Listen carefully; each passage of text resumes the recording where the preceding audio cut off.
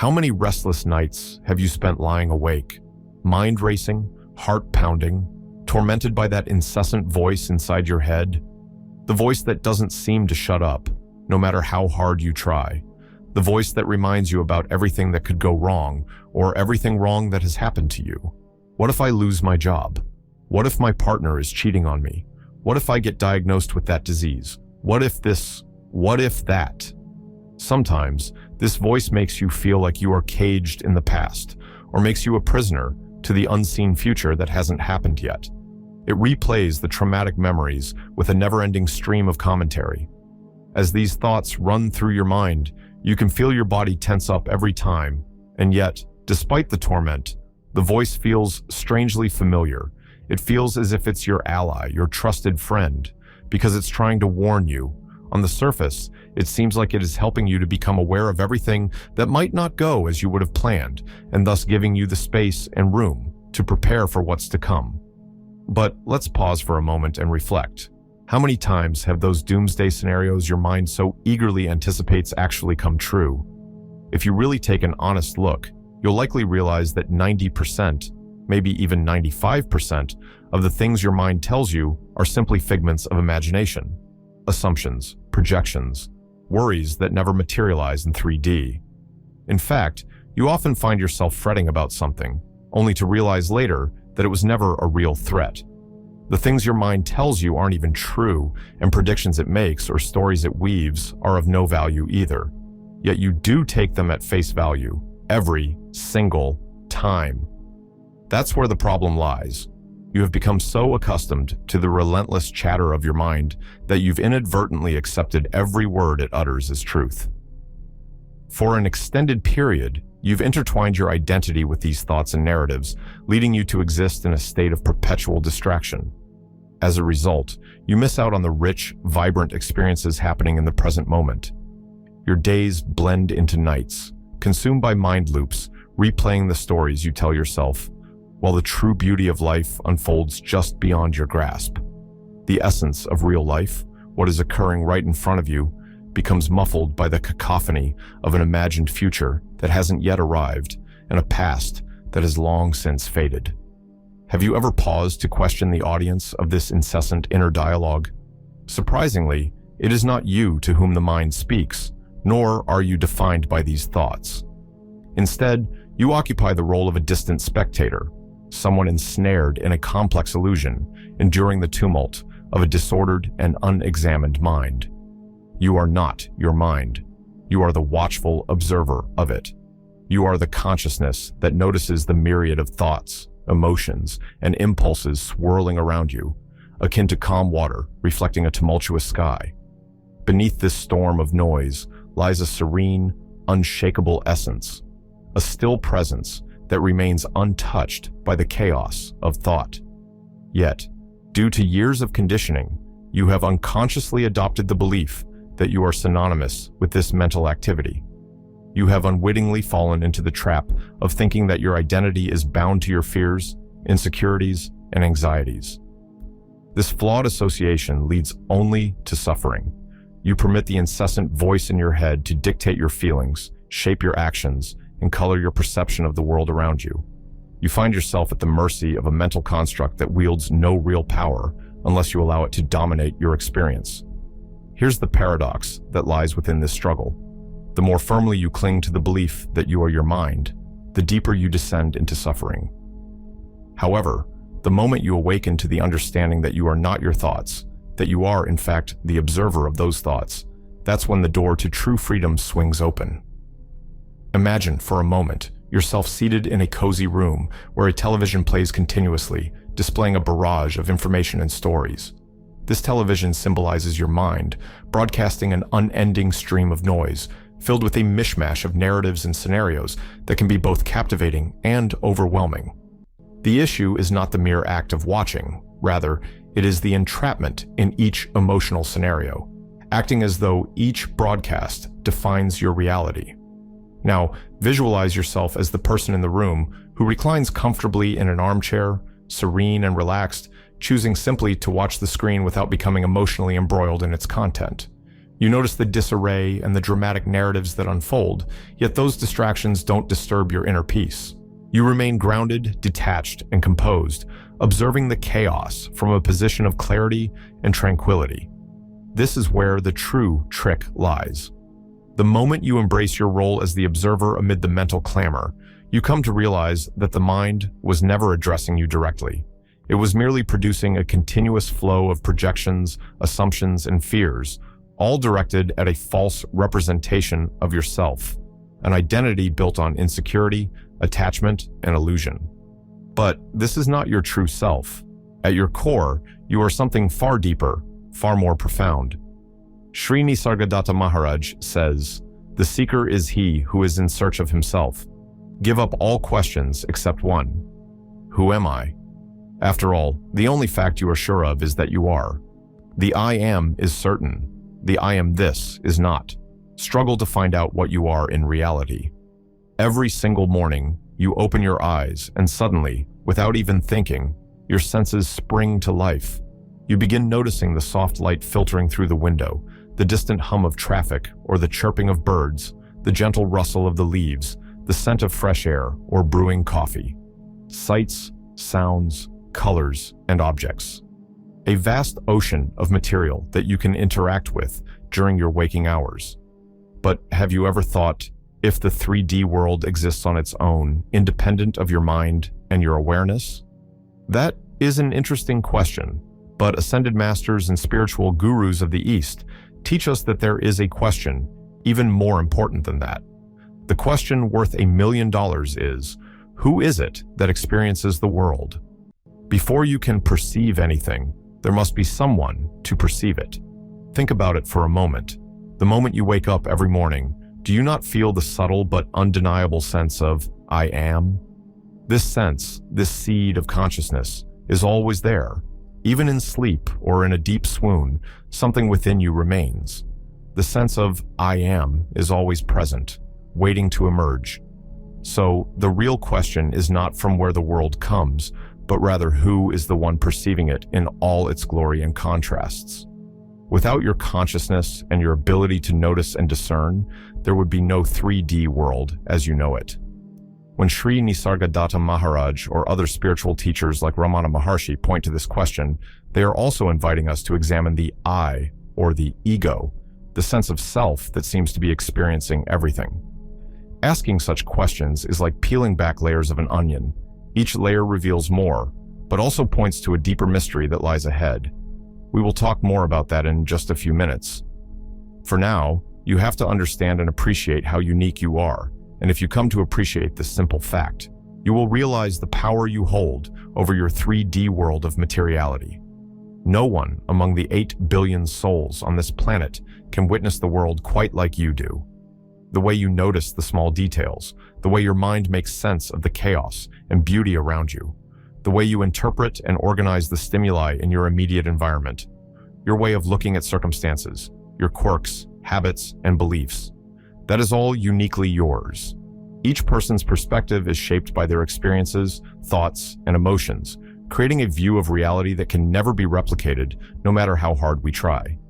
Even a pair of twins born in the same environment and raised in the same household will go on to have very different perspectives on life. Neuroscience suggests that our perceptions of the world are not direct reflections of reality, but are instead constructed by our brains, based on sensory inputs, past experiences, and cognitive biases. So, there is no absolute reality anyway. It's all filtered through one's cognitive lens and perspective. The brain interprets stimuli and fills in the blanks, so to speak, to create a coherent perception. This means that no two individuals experience the world in exactly the same way. An interesting concept in this regard is the phenomenon of neuroplasticity. It can be understood as the mind's ability to reshape itself with every new piece of information presented to it. Just as the soul evolves through its experiences, challenges, and inner work, the brain, too, is capable of adapting and changing in response to the mental and emotional energies it encounters. So, the world, as you see and understand, only truly exists through the lens of your perception. But behind everything you experience, observe, and notice lies your ever-expanding consciousness. Consciousness is the grand stage, and everything that happens, every moment you live, is part of the show being presented on that stage. It's the Maya that makes us believe in things other than our own consciousness. Maya is a fundamental concept in Hindu philosophy in the non-dualistic school of Vedanta. Maya is described as the grand cosmic illusion that makes the sensory world appear real and separate from the true nature of existence. Your five senses are so potent that you cannot think if there exists something beyond what you can see, smell, taste, touch, and hear. It's as if there is a veil over our perception, because of which we can only see and comprehend a part of the whole. It is a veil that distorts the ever-evolving, the boundless, the absolute reality, turning it into the fragmented world we think we know and are well-versed in.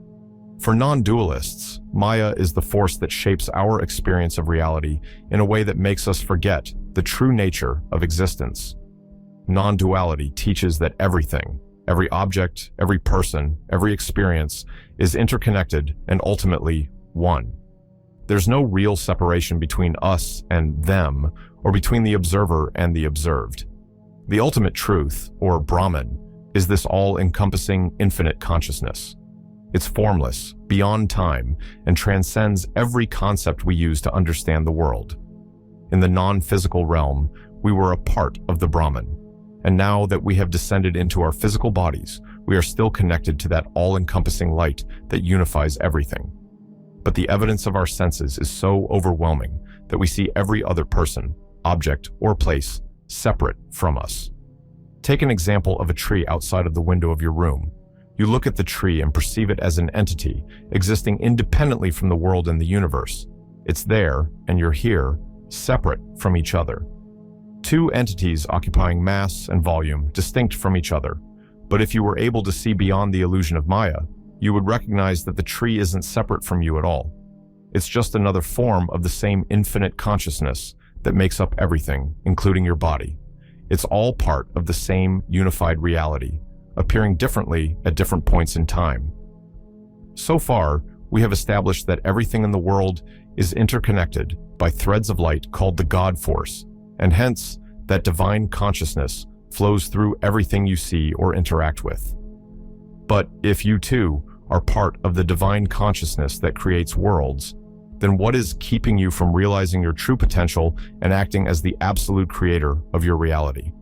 Why does it sometimes feel like you are living in reaction mode to the world around you, rather than being an active creator of your experience? The answer is simple but profound. It's your mind clouded with layers of ego. So, the incessant chatter of your mind is not only keeping you from mental peace, but it is also depriving you of your power to create. We are a part of the universe that delights in creating form and objects from the immaterial. And because you are such an integral part of this ecosystem, you too have this power at your disposal. You are, in essence, a microcosm of the universe's infinite creative potential. But every time, your ego comes in the way. The ego, in this sense, is not just your sense of self, but the collection of identities, beliefs, fears, desires, and attachments that you have built up over time. The ego wants to control, to judge, to define. It wants to exert dominance over every decision you take and every path you choose. It tells you who you should be, what you can and can't do, and what's possible or impossible. This desperate need to control your life and circumstances then makes you feel miserable and unfulfilled, because no matter how hard you try, you cannot control every aspect of your life. At times, you have to learn to let go of your preconceived notions and let the light of the divine flow through. The divine already knows what you want to create, and it knows the shortest and the fastest route from your current life to your desired reality. But for that, you have to trust in divine wisdom and timing. The Bible explains this deeply transformative idea in these words: "There is a time for everything, and a season for every activity under the heavens, a time to be born and a time to die, a time to plant and a time to uproot, a time to kill and a time to heal, a time to tear down and a time to build, a time to weep and a time to laugh, a time to mourn and a time to dance, a time to scatter stones and a time to gather them, a time to embrace and a time to refrain from embracing, a time to search and a time to give up, a time to keep and a time to throw away, a time to tear and a time to mend, a time to be silent and a time to speak, a time to love and a time to hate, a time for war and a time for peace. Embracing the Taoist principle of Wu Wei can lead to profound transformation, particularly when the grasping ego attempts to exert control over our lives. In Chinese philosophy, Wu Wei is often translated as non-doing, yet this definition can be misleading at first glance. At its core, Wu Wei embodies a duality. It signifies a release from the relentless push for action, while simultaneously promoting a state of effortless engagement with life. Picture a river flowing gently yet powerfully through its course. This is the essence of Wu Wei. It doesn't invite idleness or laziness, but rather encourages you to synchronize with the natural currents of existence, allowing your desires to manifest in their own rightful time and under the appropriate conditions. When one's mind is clouded by the vibrant hues of ego, the natural instinct is to grasp for immediate results. This impatience drives an insatiable desire to secure outcomes at this very moment, overshadowing the beauty of the journey itself. In this mindset, the precious moments of learning, personal growth, and even the inevitable missteps, which hold the key to true joy and fulfillment, slip by unnoticed. Focusing solely on the destination can lead us to try and force events to unfold prematurely, robbing us of the richness that comes with patience. Consider the miraculous process of human birth as an illustration. It's a remarkable journey that spans approximately 9 months, during which a fetus undergoes critical development within the nurturing environment of the womb. The thought of hastening this process, of pushing the baby to arrive sooner, never enters our minds, for we instinctively respect the delicate balance of nature that ensures healthy growth. Similarly, let's reflect on the growth of a tree from a seed. The day you plant that seed is not the same day you anticipate harvesting its fruit. First, you must prepare the soil, painstakingly softening and nourishing it to create an optimal environment. The seed is then delicately placed into the earth, where it will rely on your care, receiving ample sunlight and protection from harsh weather conditions. For several years, you diligently nurture this tiny seedling, understanding that every small effort contributes immeasurably to its eventual maturity and flourishing. Lao Tzu wisely noted that attempts to force outcomes usually lead only to despair and difficulties. Just as we cannot redirect the flow of a river, we cannot impose our will upon the natural rhythm of life. Nature has its own inherent laws and unfolding, mirroring the way a river shapes its path across the landscape. Attempting to intervene relentlessly at every twist or turn not only drains your energy, but also proves to be an exercise in futility. Every challenge you face in the tangible world holds a solution waiting to be discovered. However, to uncover that solution, it is essential to first align your mindset and energy with the flow of life itself. By practicing Wu Wei, you cultivate an awareness that allows you to navigate challenges with grace and patience, trusting in the natural timing of your journey. Albert Einstein said, "You cannot solve a problem with the same mind that created it. If you get consumed by your ego, not only will you suffer on the journey, but you will find no destination after years or even decades of struggle." That is what Wu Wei teaches us, the art of effortless action. All your focus should be on moving with higher consciousness, the way of the universe. And for that, you have to commune with the divine, become one with the force that moves the cosmos. Here are 3 powerful ways to do it. First, practice mindful presence. You must have seen and experienced how an unorganized, untrained, and restless mind can make your life hell with its never-ending commentary. You could be sitting in the most beautiful and serene landscape, but unless your mind is not calm, it will not let you relish in the beauty that surrounds you. In that moment, no matter how breathtaking the scenery is, your mind will stand in the way, restricting you from experiencing the beauty because it's so caught up in its own endless dialogue. So, to calm your anxious and overactive mind, you need to practice mindfulness. The key to calming the whirlwind of thoughts and anxiety is to anchor yourself in the present moment. The present moment is the womb of peace. When your mind is thinking about the future, it is caught in anxiety and fear. When your mind is obsessed with the past, it is full of regrets and disappointments. So, you cannot afford to keep yourself anywhere else other than the present moment. The truth is that the past is gone, and the future is yet to arrive. The only time you can truly experience peace is now. But this requires practice. The mind has a tendency to wander, and it can be a challenge to stay grounded in the present. In his book, Peace is Every Step, Thich Nhat Hanh offers some simple yet powerful tips for becoming more mindful and anchoring yourself in the now. Become aware of your breathing. Whenever you find your mind talking too much, bring all your attention to your breath. As you breathe in, tell yourself, I am breathing in. As you exhale, say, I am breathing out. Practice mindful eating. As you consume food, do it in a silent and comfortable space. Make sure you are not engaging in social media or watching something on the television while eating your food. Reserve all your focus and attention for the food. Delve into its rich texture, aromas, and taste. Be grateful for the availability of nourishing food. Be mindful while walking. Walking is something we do so many times a day, and if we use it as a mindfulness tool, it can lead us to the peace and mental tranquility we so desperately seek. As you walk, become aware of how your body moves. Notice how your breath changes with every step you take. Walk in peace. Walk for the sheer joy of it, not to arrive somewhere. Start incorporating these 3 mindful methods in your everyday life for the next few days, and then notice if the mental noises change or diminish in any way. Don't focus on overnight, drastic shifts, but gently introduce small shifts into your routine and pay attention to the subtle ways your mental state evolves.